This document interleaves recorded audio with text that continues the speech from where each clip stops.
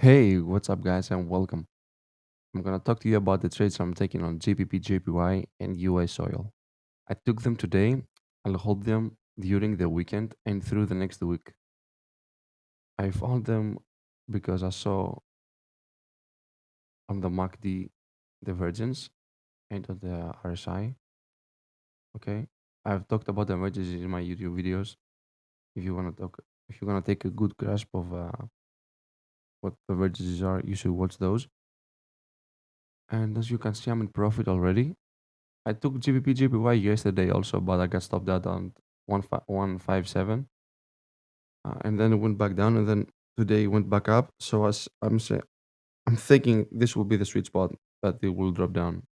Okay, I'll keep you updated about how my profit taking will go. Okay, see you later. Cheers, bye.